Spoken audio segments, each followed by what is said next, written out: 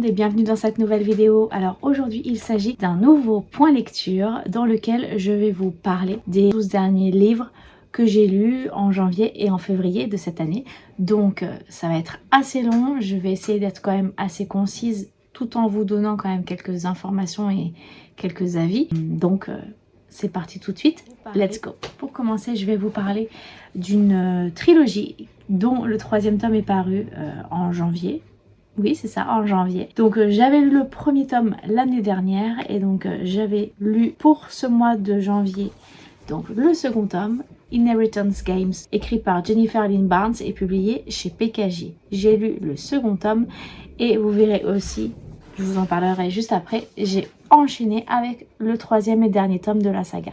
Mais pour l'instant, je vais vous parler donc de ce second tome. Alors pour rappel, pour le premier tome, on va suivre Avery qui est une jeune fille de 17 ans qui vit chichement comme elle le peut avec sa grande sœur. Et jusqu'au jour où elle se retrouve convoquée dans un manoir hyper luxueux, intrigant, où elle apprend que un personnage multimilliardaire lui a légué toute sa fortune. Elle se retrouve à hériter ce genre de fortune et tout ce qui va avec, comme ça, d'un seul coup, du jour au lendemain.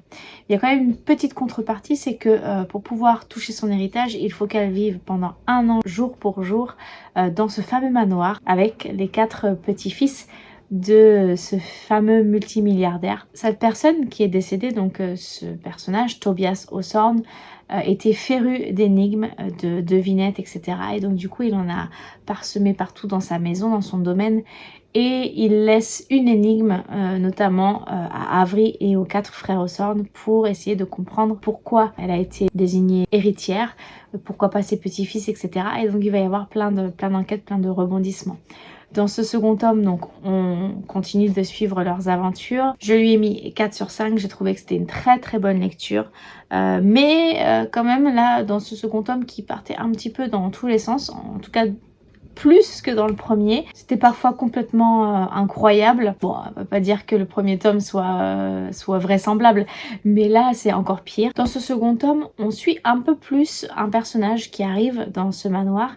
C'est la meilleure amie d'Avery et donc elle s'appelle Max. Et vraiment, toutes les deux, je les ai beaucoup aimées. J'ai trouvé qu'elles avaient une relation vraiment hyper intéressante. Et Max apporte beaucoup de fraîcheur dans cette histoire, je trouve. Parmi les 4 frères Hawthorne, donc tous les 4 ont forcément des choses super à découvrir, mais pour moi le plus intéressant c'est Grayson et j'avais hâte de voir l'évolution un petit peu de ce personnage dans le dernier tome. J'avais hâte de voir aussi l'évolution de sa relation avec Avery. Ce personnage de Grayson, pour moi, c'était le personnage qui vraiment me touchait le plus finalement parmi les 4 frères. En ce qui concerne la citation pour ce second tome, il s'agit de Grayson qui dit à Avery « Tout va bien Avery, on ne laissera personne s'en prendre à toi ». Je ne vais pas approfondir là-dessus. Juste qu'il faut savoir qu'au départ, Avery était quelqu'un qui était considéré comme véritablement une intruse, une opportuniste, quelqu'un qui venait là vraiment pour leur piquer leur héritage et qu'au fur et à mesure des romans, bien évidemment, des liens se créent, des choses se tissent entre eux, d'amitié, de fraternité et ça c'est vraiment très joli, très beau je trouve. J'enchaîne tout de suite du coup, comme vous l'avez vu, avec le 3e et dernier tome qui est sorti au mois de janvier, si je ne me trompe pas, en tout cas tout récemment. Donc je l'ai acheté et je l'ai lu directement. Je lui ai mis 4 sur 5 celui-ci, comme pour le second tome, même si j'ai quand même une petite préférence pour ce tome-là, puisque pour moi il termine, il conclut cette trilogie en apothéose. C'était grandiose, il s'est passé énormément de choses, beaucoup de rebondissements, c'était très haletant, il y avait énormément de suspense. Je me demandais mais comment ça va se finir en fait. Je vivais avec eux, je vivais ces aventures. Ça se lit hyper vite. La plume, l'écriture est vraiment très fluide, donc ça c'est une grande qualité je trouve. Ce que j'ai particulièrement apprécié dans ce 3e tome, c'est que enfin Avery commence véritablement à s'imposer, à se faire confiance, à prendre ses décisions par elle-même et à ne pas forcément toujours être derrière les frères Hawthorne, notamment pour partir à la chasse aux indices, etc., résoudre les énigmes. Là enfin elle s'affirme et ça j'ai vraiment beaucoup apprécié. Dans cette saga il y a une romance, même au début du moins on pourrait peut-être s'imaginer qu'il y aurait un triangle amoureux. Et malheureusement pour moi c'était pas la bonne, c'était pas celle que j'attendais. Je n'ai ressenti aucune alchimie particulière entre ces deux personnages, je n'ai ressenti aucune émotion. Pour moi ça c'est quand même ça qui m'a fait baisser un petit peu ma note, parce que c'était vraiment pas le couple que j'aurais voulu, que j'aurais aimé. Bon, c'est le jeu, hein, mais il reste néanmoins un beau couple, ils vont bien ensemble, mais je pense que ça aurait pu être bien mieux avec l'autre. Mais bon, si vous voulez, on peut en discuter dans les commentaires, si vous l'avez terminé, si vous avez les mêmes ressentis que moi ou pas. On peut en discuter, ça sera avec plaisir. Ce que j'ai beaucoup apprécié aussi dans ce roman, c'est la profonde amitié qui lie tous les personnages qui interagissent autour d'Avery, que ce soit les frères Osorn, que ce soit Max, que ce soit sa sœur à Avery, que ce soit son garde du corps, son avocate, etc. etc. Ils forment tout comme un clan, hein, véritablement. Ils sont là pour s'entraider, ils sont là pour se soutenir, et ça vraiment, c'était pas gagné hein, au départ, mais vraiment, c'était très sympathique, et j'ai vraiment bien apprécié cette saga, cette trilogie, qui ne m'attirait pas plus que ça au départ, et puis finalement, j'ai été vraiment bien surprise. En ce qui concerne la citation, je vais vous lire un petit extrait avec un petit dialogue. Jameson lui prit la main. « Et si je te disais que quelqu'un cherche à se venger de la famille Osorn ?» Mamie lui tapota la joue. « Je lui conseillerais de faire la queue comme tout le monde. » C'est un petit passage que j'ai trouvé vraiment sympathique avec la grand-mère, et ça reflète quand même plutôt bien l'ambiance dans ce 3e tome, je trouve. Alors ensuite, j'ai lu Scottish Rhapsody de Delinda Dane, et qui est publié chez Hugo dans leur collection New Romance. Et donc dans cette histoire, on va suivre Erin, qui est une jeune femme qui vit à Londres, si je me souviens bien, et qui doit retourner en Écosse pour soutenir son père, car son père à lui, donc son grand-père à elle, est décédée. Donc du coup elle va assister à son enterrement, donc aider un petit peu son père à passer cette épreuve et à faire son deuil. Elle lâche son travail et puis elle va en Écosse. Sauf que là-bas, elle se rend compte que les histoires de clans, etc. Sont encore bien imprégnées dans la culture. Pour honorer des dettes que son grand-père avait contractées auprès d'une famille très influente en Écosse, dans les Highlands, et bien pour pouvoir rembourser cette dette, il va falloir qu'elle se marie, hein, qu'elle fasse un mariage arrangé avec donc le fils de cette personne à qui ils doivent de l'argent. Moi je me suis dit oh là là là, je ne connaissais pas du tout le résumé, je l'avais pas lu, je savais juste que beaucoup de personnes l'avaient beaucoup apprécié, que ça se passait en Écosse. Donc du coup je m'étais dit bon j'y vais, sauf que je ne savais pas, je ne m'attendais pas du tout au 21e siècle, une histoire de mariage arrangé. Et là je me suis dit dans quoi est-ce qu'on part? J'ai failli refermer le livre d'ailleurs, parce que je me suis dit mais c'est pas possible qu'encore maintenant, sous prétexte de tradition, etc., on parle encore de ça, on fasse encore des choses avec ça. Donc ça a été un premier coup dur, et puis finalement je lui ai mis 4 sur 5, donc c'est que ça m'a quand même beaucoup plu, et effectivement ça m'a plu une fois passé cette barrière de se dire l'homme qui part à la chasse et qui laisse sa femme à la grotte, non, il y a d'autres choses, ça va un peu plus loin, et surtout qu'en plus Erin est un personnage vraiment fort. Donc du coup qui a un fort caractère, qui sait se défendre, qui a des convictions et qui n'a pas peur de les clamer haut et fort. Donc ça c'est, voilà, ça allège un petit peu cette histoire de départ. Et donc du coup elle se retrouve mariée à Lachlan, qui lui aussi est un personnage assez assez truculent, vraiment avec un fort caractère, donc du coup forcément il se rentre dedans.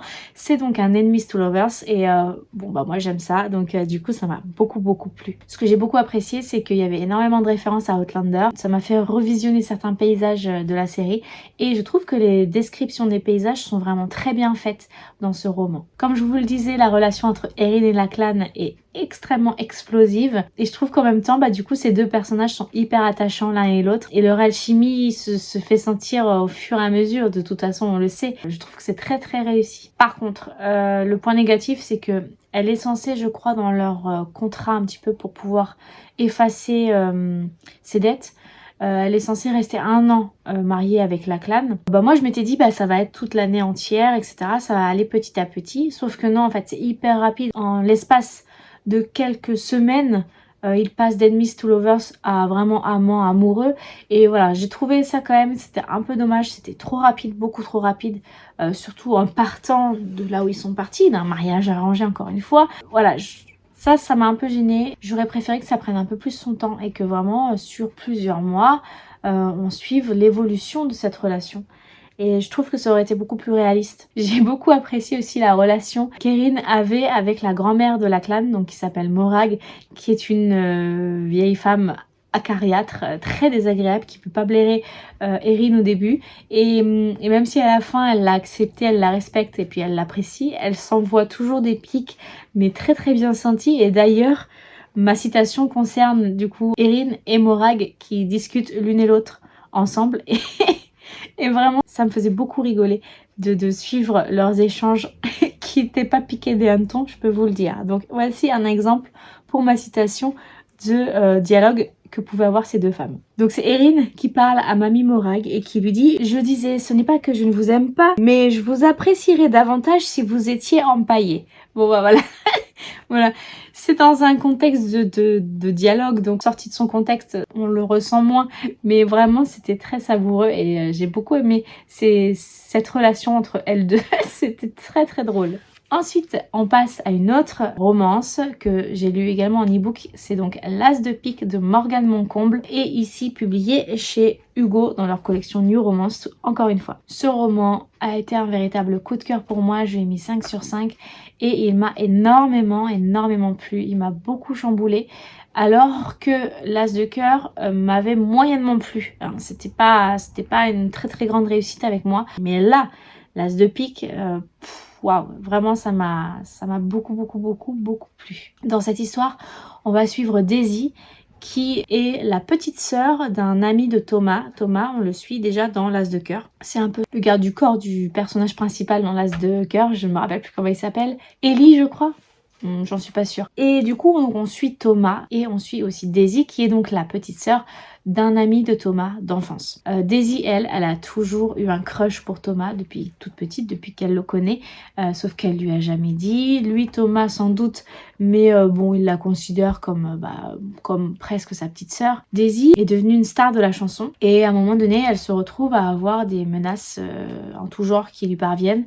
Et donc, pour la protéger, il faut qu'elle engage des gardes du corps. Et donc, son frère, qui est donc un ami de Thomas, embauche Thomas, demande à Thomas de travailler pour elle, de la protéger, et Thomas accepte. Et voilà, donc du coup, ils vont se retrouver. Elle va pas être hyper heureuse de cette situation, puisque c'est son crush de toujours, donc voilà, c'est un petit peu compliqué pour elle. Et ils vont être forcés de cohabiter, etc., etc. Bon, bref, je me suis énormément attachée à ces deux personnages, que ce soit Daisy et que ce soit Thomas. Thomas, je le savais pas forcément, mais en fait, a un trouble mental. Je sais plus ce que c'est, mais en gros, il ne ressent aucune émotion. Il fait semblant, quand il faut rigoler, il fait semblant de rigoler, ce genre de choses. Donc je sais plus comment ça s'appelle, mais voilà, il souffre de ça, donc du coup, il peut évidemment pas se lier véritablement d'amitié ou d'amour avec quelqu'un. Donc il est complètement bloqué là-dessus. On suit ses réflexions, on suit un petit peu sa souffrance, en tout cas son questionnement sur en fait sa vie et quel va être son avenir, en tout cas son avenir émotionnel. Ça c'était assez intéressant à suivre cette évolution. Et Daisy, elle, qui est toute fraîche, toute pimpante, pleine d'émotions au contraire, à donner. Donc c'était vraiment un très très beau match entre les deux, je trouve un très bon combo. Et je trouvais que la personnalité de Daisy, qui malgré sa célébrité, malgré sa richesse, etc., reste toujours la même au fond d'elle-même, cette jeune fille qui est tombée amoureuse du meilleur ami de son copain, de son frère, pardon. En fait, je trouvais vraiment que c'était très joli et cette histoire d'amour qui perdure et malgré tout, malgré le fait qu'elle ne le voit plus pendant plusieurs années, eh bien, le crush est toujours là.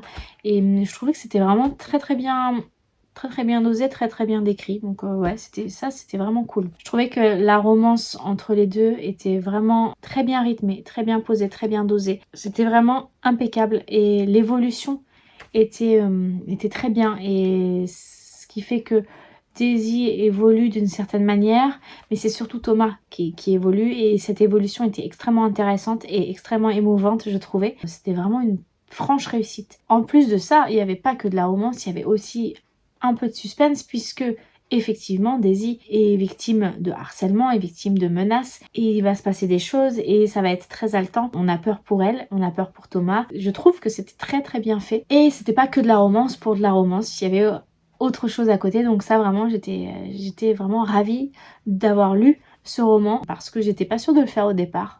Encore une fois, L'As de cœur, je l'avais moyennement apprécié, je n'avais pas forcément envie de lire la suite, mais j'ai bien fait parce que celui-ci, pour moi, est vraiment bien meilleur que L'As de cœur. En ce qui concerne la citation, il s'agit de Daisy qui parle à propos de Thomas. On l'avait privé d'amour, il n'en recevait pas, et peut-être est-ce pour cette raison qu'il n'en avait pas à donner. Ensuite, encore une romance, décidément, publiée chez Hugo New Romance, que j'ai lu en e-book. Il s'agit de Jamais plus de Colleen Hoover, donc le premier de la duologie avec À tout jamais, je crois, c'est le second qui est sorti il y a peu de temps. Ça n'a pas du tout été une franche réussite pour moi. Je lui ai mis 2,5 sur 5, donc j'ai failli l'abandonner d'ailleurs. Je ne sais pas trop quoi en penser. Je ne suis pas sûre de lire la suite, mais je pense que ça peut valoir le coup, peut-être, de me faire vraiment une idée générale de cette duologie. Voilà, dans cette histoire, on va suivre Lily, qui vient de perdre son père, donc qui revient de son enterrement, et sur le toit d'un immeuble rencontre un homme avec lequel elle commence à discuter, etc.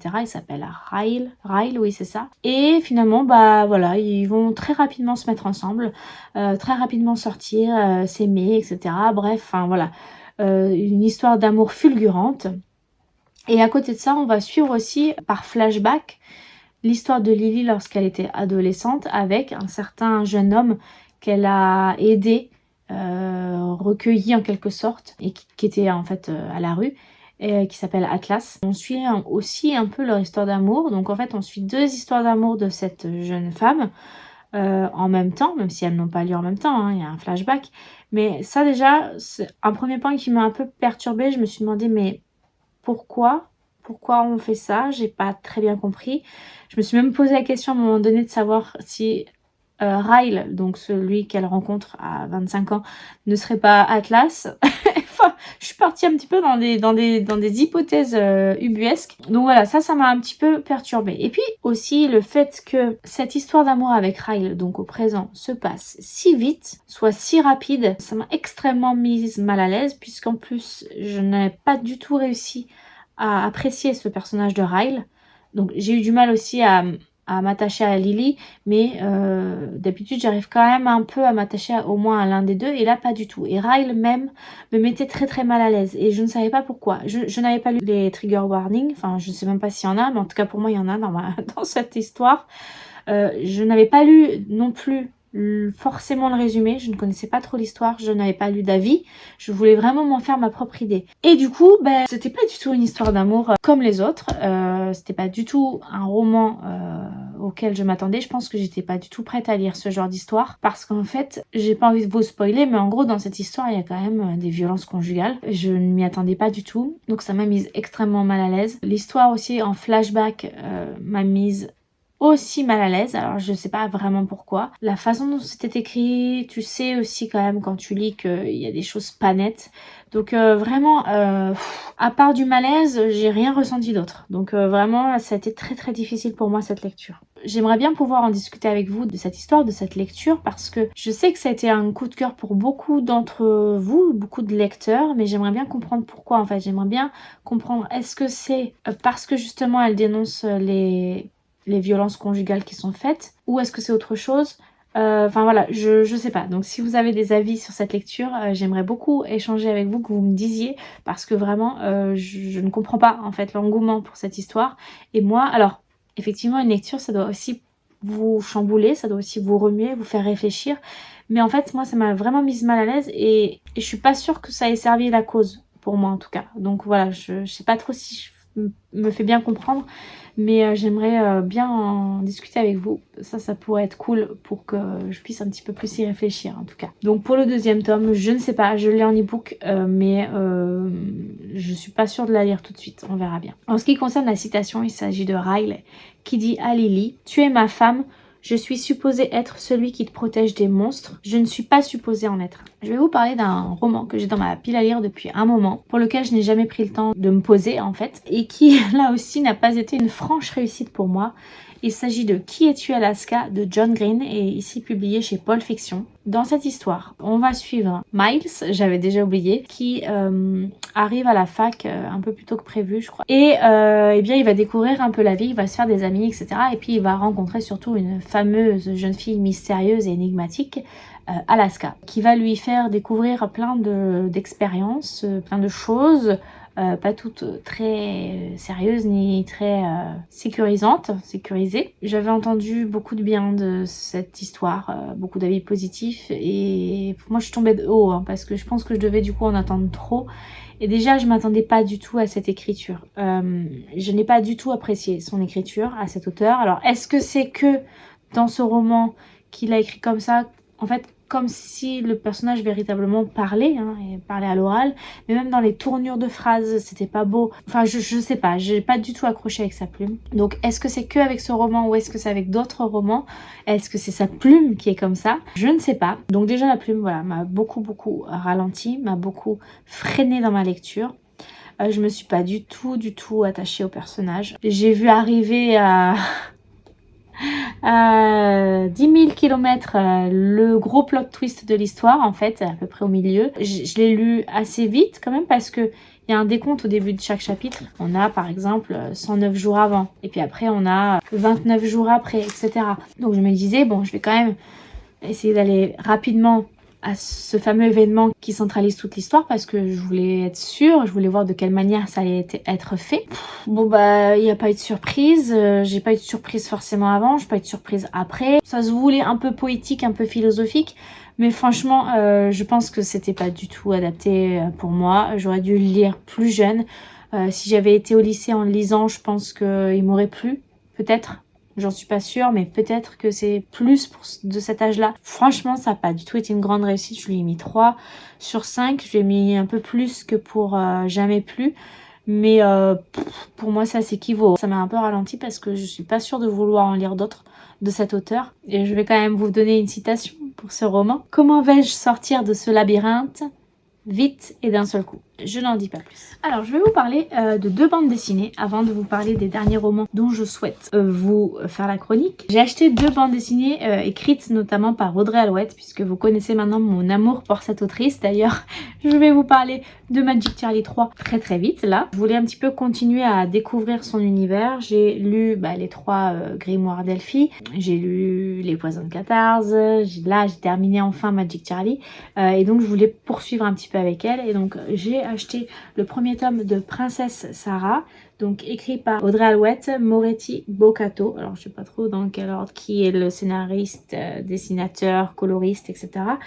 C'est publié chez les éditions Soleil. Je vais vous montrer une planche. C'est en fait l'histoire du dessin animé, hein, je pense. Alors je le connais pas beaucoup, mais en tout cas, le début, il ressemble énormément. À part que dans cette histoire-là, on a des automates que le père de Sarah fabrique. Alors je pense pas que dans le dessin animé ce soit le cas. Donc c'est vraiment une adaptation je pense. Honnêtement je lirai certainement pas la suite parce que ça m'a pas tant happé que ça. Ça m'intéresse moyennement on va dire. Je pense que je l'emmènerai en classe. Ça peut peut-être plaire à mes élèves et si vraiment ça leur plaît et qu'ils me demandent la suite à ce moment-là je l'achèterai et puis je la lirai forcément. Mais en tout cas je vais pas la lire comme ça et l'acheter pour moi. Pour la garder ensuite. Par contre, une très jolie découverte et j'ai hâte d'avoir le tome 2 qui va sortir au mois de mai je crois. C'est donc Le Jardin des Fées, donc toujours avec Audrey Alouette et Moretti encore une fois. Et ouais, c'est les deux mêmes. Et ça vraiment, ça a été une très belle, une très chouette histoire. Donc le tome 1 s'appelle Bergère des Fées et c'est publié chez Dracou. Et donc je vais vous montrer les dessins. Et alors dans cette histoire, on va suivre cette jeune fille qui s'appelle... je ne sais plus, je sais plus comment elle s'appelle, mais peu importe. Cette jeune fille elle dans le manoir d'un oncle, je crois, à elle, et que sa mère a envoyé en fait. Et elle adore dessiner, elle adore la nature, elle voudrait devenir naturaliste et donc elle dessine énormément. Et elle va découvrir qu'il y a une sorte de malédiction qui rôde dans ce fameux manoir, puisque déjà tous les habitants portent des gants et aucune plante ne peut vivre. Du coup, voilà, elle se pose des questions, puis d'un autre côté, elle s'aperçoit qu'il y a des fées qui vivent dans le jardin de ce château, et donc voilà, il va y avoir plein d'aventures. Il y a beaucoup de suspense, c'est très sympa, il y a pas mal d'aventures, je trouve. Je vous la conseille si vous ne la connaissez pas. Je lui ai mis 4,5 sur 5. Alors maintenant, je vais vous parler d'un coup de cœur. Il s'agit donc du tome 3 de Magic Charlie, donc le troisième et dernier tome de cette saga fabuleuse de jeunesse, écrite par Audrey Alouette et publiée chez Gallimard Jeunesse. Quelle fin incroyable dans cette histoire. Le tome 1, on suit Charlie qui retrouve sa grand-mère qui avait disparu depuis plusieurs années, sauf que cette grand-mère a perdu tous ses souvenirs. Et en fait, il s'aperçoit qu'il fait partie du monde des magiciens et que sa grand-mère était une très grande magicière qui a perdu ses pouvoirs, non pas de cause naturelle, mais qu'on les lui a retirés. Et donc du coup, il va partir à la recherche des souvenirs de sa grand-mère et il va découvrir tout un monde merveilleux, etc., etc. Bon, la plume d'Audrey Alouette, et j'aimerais vraiment pouvoir en lire d'autres encore très vite, en fait, pouvoir continuer à la suivre, parce que ça vaut le coup, son imagination aussi, bref, hein, je vous en ai déjà parlé. Dans ce troisième tome, on va suivre pendant un petit bout de chemin Dame Carasse avec sa maison sur pattes, qui est donc une sorcière du monde, de l'univers des poisons de Catarse. Et donc du coup, voilà, les deux se télescopent et c'était formidable. Et de la retrouver, enfin voilà, bref, j'ai adoré. J'ai adoré cette histoire, il y avait énormément de rebondissements, il y avait énormément de péripéties qui se passaient. J'ai vu qu'il y avait des avis un peu mitigés concernant notamment les passages où on parle de consentement. Et c'est vrai que dans cette histoire, il y a beaucoup de passages où on parle de consentement. Et c'est vrai que ça peut paraître un peu redondant parce que c'est quand même assez souvent. Mais il faut pas oublier que c'est un jeunesse. Et donc parler de consentement dans un roman jeunesse à des enfants, parce que c'est à partir de 9 ans, je crois, et bah c'est une très très bonne chose. Et il faut insister. Voilà, quand on doit apprendre quelque chose, il faut le répéter, le répéter. Et donc ce principe de répéter plusieurs fois les choses qui se passent par rapport au consentement, à la notion de consentement dans ce roman, et bah moi je suis pour. Et même si parfois moi en tant qu'adulte ça m'a un peu agacée, enfin pas agacée, mais je me suis dit oh c'est un peu long, ça fait plusieurs fois qu'on le dit. Ben non, puisque c'est un roman jeunesse, c'est pour les enfants encore une fois, donc il faut se mettre à leur place. Et donc je trouve que c'est une excellente idée et qu'elle l'a très bien fait et que c'était juste parfait. Voilà, c'était parfait. C'était très bien expliqué, sans fioritures, sans chichi. C'était simplement expliqué. Et avec cette histoire, bon, je vais pas aller plus loin, mais avec cette histoire de grimoire, pour moi, c'était très très bien imagé. Ah, coucou. Viens, tu viens dire bonjour? Oh, bah oui. Bon, vous avez Gizmo qui vient de passer, hein. Peut-être qu'elle va venir se frotter, on verra. La grosse réussite aussi de cette saga, de ce roman, c'est l'amitié qui lie Charlie, qui lie Sapoti, qui lie June, qui lie tous les enfants de Saint-Fouettard, qui lie aussi les adultes, qui les aident, etc. Et cette histoire d'amitié était vraiment hyper importante pour moi. En fait, sans tous ces personnages, sans cette amitié qui les lie, Charlie, il aurait rien pu faire, quasiment. Et donc du coup, ça explique bien aux enfants, encore une fois, que l'union fait la force, l'amitié est hyper importante. Et plus on est soudés les uns avec les autres, plus on est fort et plus on va loin, etc. etc. Donc vraiment, ça c'était pour moi aussi une autre notion très importante de ce roman. Bref, vous l'avez compris, un véritable coup de cœur absolu, cette saga. Je suis vraiment heureuse de l'avoir découverte. Elle restera dans mon cœur, je pense, très longtemps. Et alors pour terminer, je vais vous parler d'une saga que j'ai lue. Alors il y a 4 tomes, il y en a même un 4.5, mais ce sont des nouvelles, donc du coup ce n'est pas tout à fait la même chose. Le premier tome, je l'avais lu, j'avais organisé une lecture commune au mois de décembre autour de ce premier roman que j'avais beaucoup apprécié, c'était vraiment une très bonne lecture. Et j'avais laissé un petit peu de temps passer pour lire la suite. Et sauf que là, j'ai eu la bonne idée de commencer le second, qui, comme je vais vous en parler juste après, Le début était un peu long pour moi, il y avait un peu quelques longueurs, mais ensuite ça s'est décanté et alors je me suis enchaînée le 2, le 3, le 4 en 4 jours je crois. Donc bref, c'est devenu une série coup de cœur aussi pour moi, que j'ai adoré et dont j'ai du mal à sortir finalement parce que là je suis en train de lire un autre roman et j'arrive pas du tout à me mettre dedans. J'espère que je vais pas avoir de panne de lecture. Il s'agit donc de la saga Accord corrompu avec ici le tome 2 qui s'appelle Rêve d'envol. C'est écrit par Kelly Sinclair et c'est publié chez Bookmark. Donc là le tome 2 Rêve d'envol, le tome 3 Rêve de feu et le tome 4 Rêve de liberté. Cette saga, alors je l'ai lu en e-book pour être honnête, mais comme du coup je l'ai tellement adoré, j'ai commandé les 3 autres romans puisque j'avais seulement le 1 avec moi. Ils sont arrivés aujourd'hui, donc pile poil au bon moment pour vous en parler. Et du coup, c'est extraordinaire cette saga. Je m'attendais pas du tout à ça. Ça m'a fait rêver, ça m'a fait frissonner, ça m'a fait avoir peur, bref, hein, ça m'a retourné dans tous les sens. Les émotions, c'est parti dans tous les sens. La plume est absolument divine et hyper addictive. Enfin bref, c'était vraiment une super saga que je vous conseille vraiment très très très chaleureusement. Alors, je vais essayer d'aller un peu plus vite parce que là je vois que la vidéo est très longue. Donc je vais vous parler rapidement de ces tomes. Donc je vous disais le tome 2 qui est là. Il y a pour moi quelques longueurs au début du roman. Parce qu'en fait, alors je vous ai pas parlé de l'histoire. Mais on va suivre Olenna qui est la princesse, oui on va dire princesse, la Tatuma d'Ozolis. Il y a 2 mondes. Il y a le monde d'Ozolis où il fait extrêmement chaud et il y a le monde de Glacium où il fait extrêmement froid. Et en fait ce sont 2 mondes qui tournent l'un sur l'autre. Et en fait ils ont besoin de l'un et de l'autre pour pouvoir avoir un peu un équilibre. Et donc ils vivent toujours au plus proche du monde de l'autre. Parce que sinon il fait trop froid, il fait trop chaud ou il fait trop froid. Bref.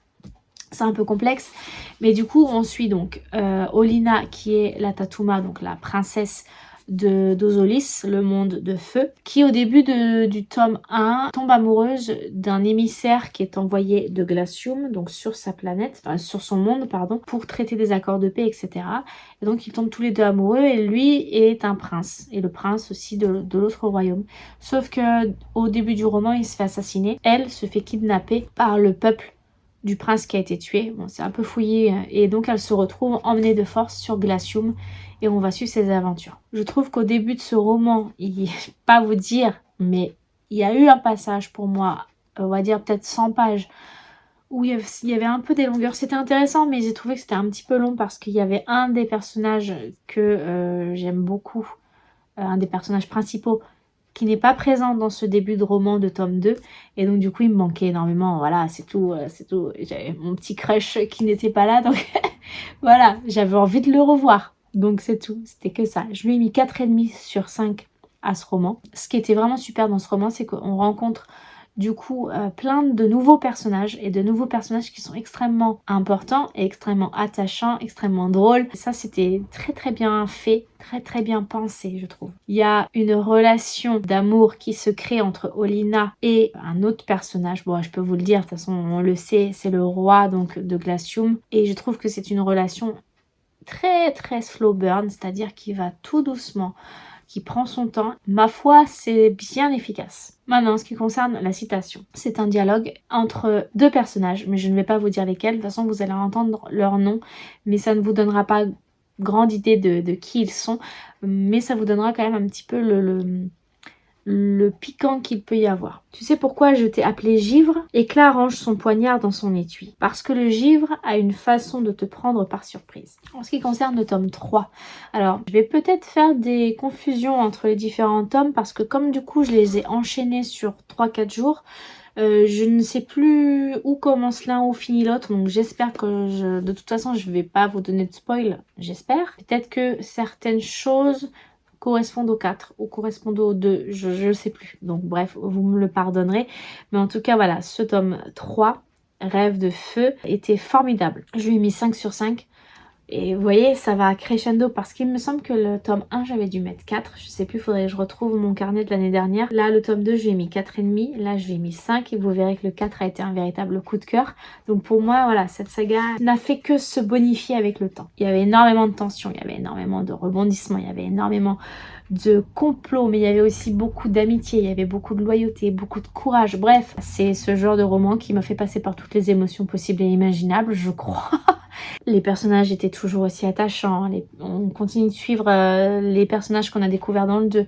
On en découvre pas forcément des nouveaux, je crois, mais ah si, peut-être, on en découvre quelques nouveaux. Ils sont drôles. C'est un ensemble. Le monde est vraiment bien pensé, bien réfléchi. Au début, avec cette histoire de rotation, on peut se dire bon, c'est un peu bizarre, je comprends pas trop. Puis finalement, on s'y fait très très vite.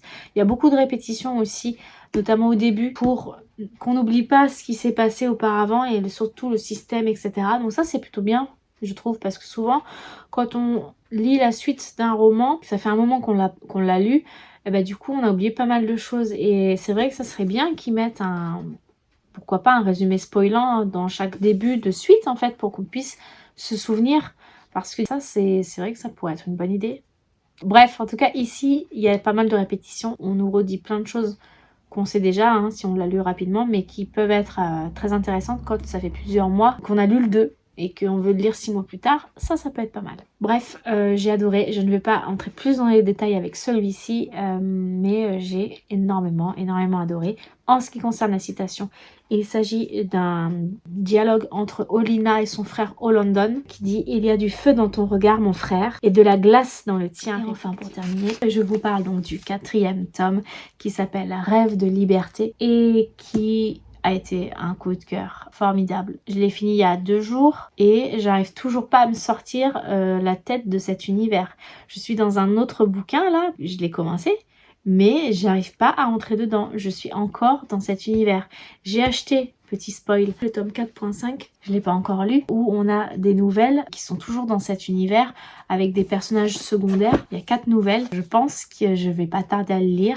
En même temps, je serais triste de quitter cet univers qui m'a vraiment transportée, qui m'a fait rêver. J'ai envie de lire, en fait, de lire la suite. Et alors, cette autrice, je vais la suivre parce que vraiment, sa plume, je l'ai adorée.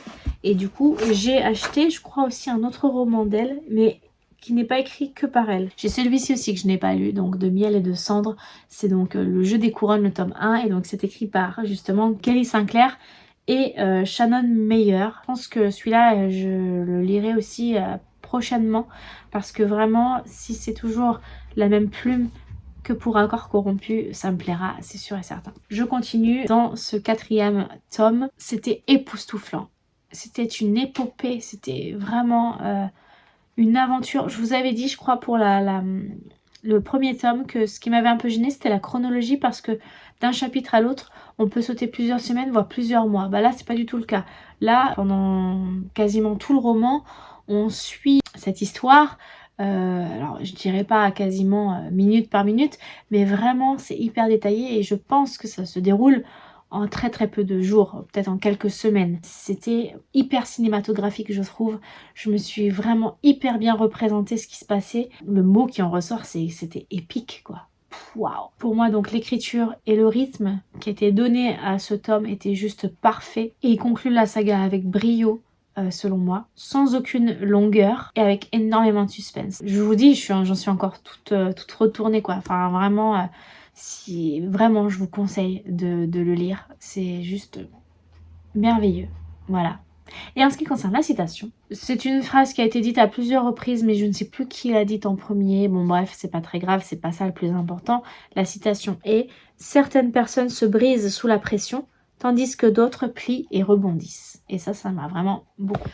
Voilà, cette vidéo est enfin terminée. Elle va être hyper longue, j'en suis désolée, mais là, voilà, il fallait que je vous chronique toutes mes lectures de fin de janvier et de ce début de février, donc quand même il y en a pas mal. J'ai pris pas mal de retard aussi, donc du coup voilà, je voulais tout rattraper. J'espère que cette vidéo vous aura plu. N'hésitez pas à mettre des petits commentaires, et puis si vous êtes trop timide, pourquoi pas mettez un emoji, arme, épée, sabre, etc. Des canons, des flèches, enfin ce que vous voulez, parce que dans cette saga, il y a beaucoup d'armes, il y a beaucoup de batailles. Donc du coup, vraiment, mettez ça si vous le souhaitez. En tout cas, je vous remercie d'avoir regardé cette vidéo jusqu'au bout. Je vous souhaite de passer une très bonne journée et de faire de très belles découvertes livresques. Et puis je vous dis à bientôt pour une prochaine vidéo. Ciao!